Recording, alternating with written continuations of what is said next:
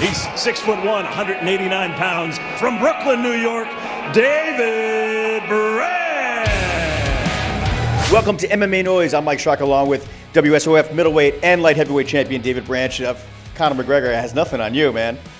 You've had the two belts for a while now, right? Yeah, he's got the money. He's got the money. It's your third defense at middleweight. You've taken on Lewis Taylor at Madison Square Garden. Being from the Bronx originally, living in Brooklyn now, it's got to feel good to fight there. It does. I can't wait to go in there and fight now. It's just been like a really long road for MMA getting to New York, and it's been a really long training camp, coming off another training camp. You know, we're a couple weeks away from your fight. How's your weight? How's your training going? The training is going really good. Just really focused on details right now. The weight is really good. I'm probably walking around like maybe 198 to 200. So the cut's going to be really easy. Everybody always asks me about the cut coming from like jumping up from 205 to going to 85, but it's not a problem.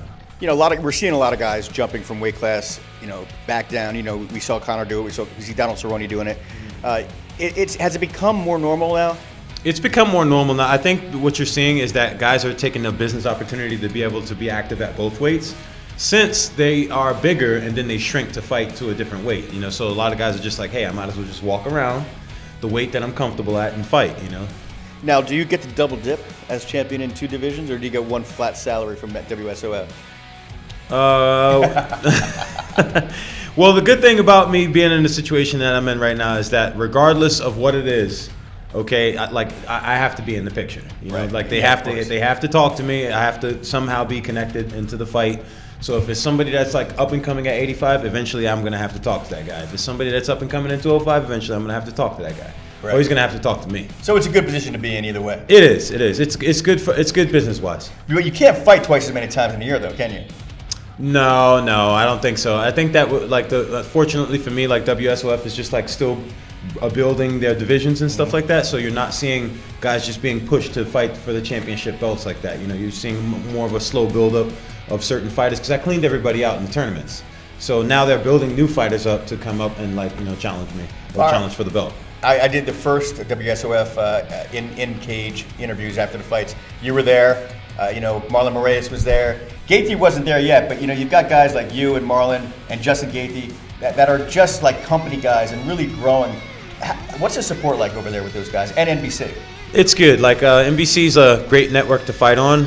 WSOF has been doing really good things for us, and like you said, man, I would have never thought it was going to be like this now. When I was at that press conference about to fight Paulo Field, it's kind of crazy, but guys like me, Marlon, and Justin have been like staples for the company, and I think that we're really good faces for the company. We put on really good fights, and it's just been an awesome thing, and WSOF has been really supportive of that. A couple of new additions, obviously. You got John Fitch, he's been there for a little while, Jake Shields a little while, but those two going up against each other should be a pretty good matchup for New Year's Eve. I think it's going to be a great matchup. If I didn't have to fight, I'd be really watching that. That's like two styles that never really fought each other. I think they fought each other in a grappling tournament, but that's a little bit different than a real fight.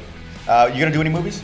I'd love to do some movies. I think I have a great personality for movies. I can switch it. I always imitate people and stuff like that. I think that I have a very manic personality, so sometimes I can just be like this, just be like that, So that's really good, You need to have that kind of pizzazz. Well, last night I happened to be at my neighborhood watering hole, and I sat next to at the bar with Michael Colt, and he's Luke Cage, and that guy's big, and I'm thinking, Dave Branch can play the bad guy next season. I know, man.